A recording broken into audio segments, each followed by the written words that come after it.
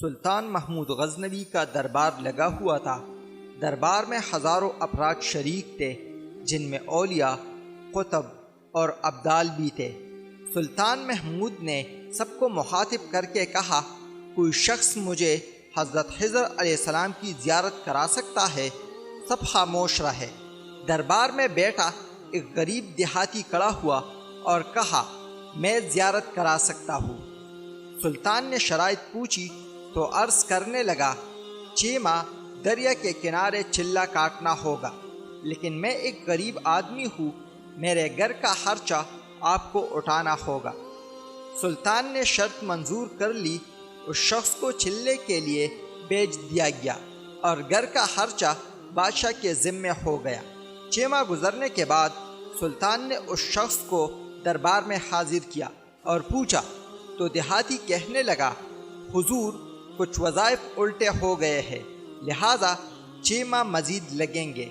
مزید 6 ماہ گزرنے کے بعد سلطان محمود کے دربار میں اس شخص کو دوبارہ پیش کیا گیا تو بادشاہ نے پوچھا، میرے کام کا کیا ہوا؟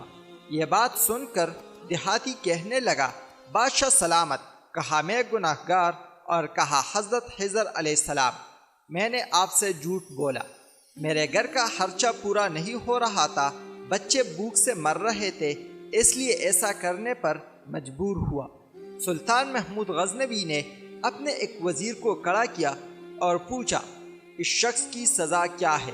وزیر نے کہا، اس شخص نے بادشاہ سلامت کے سامنے جھوٹ بولا ہے، لہٰذا اس کا گلا کاٹ دیا جائے۔ دربار میں ایک نورانی چہرے والے بزرگ بھی تشریف فرما تھے۔ کہنے لگے، بادشاہ سلامت، اس وزیر نے بالکل ٹھیک کہا۔ بادشاہ نے دوسرے وزیر سے پوچھا، آپ بتاؤ۔ اس نے کہا کہ اس شخص نے بادشاہ کے ساتھ فراڈ کیا ہے، اس کا گلا نہ کاٹا جائے بلکہ اسے کتوں کے آگے ڈالا جائے تاکہ یہ ذلیل ہو کے مرے، اسے مرنے میں کچھ وقت تو لگے۔ دربار میں بیٹھے اس نورانی چہرے والے بزرگ نے کہا، بادشاہ سلامت، یہ وزیر بالکل ٹھیک کہہ رہا ہے۔ سلطان محمود غزنوی نے اپنے پیارے غلام ایاز سے پوچھا، تم کیا کہتے ہو؟ ایاز نے کہا، بادشاہ سلامت، آپ کی بادشاہی سے 1 سال ایک غریب کے بچے پلتے رہے، آپ کے خزانے میں کوئی کمی نہیں آئی، اور نہ ہی اس کے جھوٹ سے آپ کی شان میں کوئی فرق پڑا۔ اگر میری بات مانے تو اسے معاف کر دے، اگر اسے قتل کر دیا تو اس کے بچے بھوک سے مر جائیں گے۔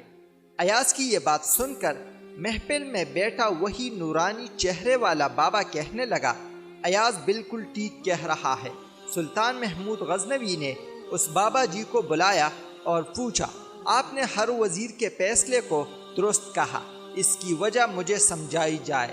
بابا جی کہنے لگا، بادشاہ سلامت، پہلے نمبر پر جس وزیر نے کہا کہ اس کا گلا کاٹا جائے وہ قوم کا قصائی ہے، اور قصائی کا کام ہے گلے کاٹنا۔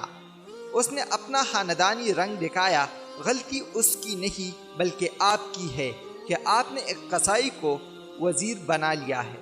دوسرا جس نے کہا اسے کتوں کے آگے ڈالا جائے، اس وزیر کا والد بادشاہوں کے کتے نہلایا کرتا تھا، کتوں سے شکار کھیلتا تھا، اس کا کام ہی کتوں کا شکار ہے، تو اس نے اپنے خاندان کا تعارف کرایا۔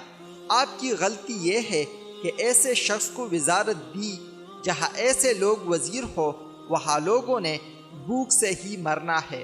اور تیسرا ایاز نے جو فیصلہ کیا تو سلطان محمود سنو، ایاز سید زادہ ہے۔ سید کی شان یہ ہے کہ سید اپنا سارا خاندان کربلا میں ذبح کرا دیتا ہے مگر بدلہ لینے کا کبھی نہیں سوچتا۔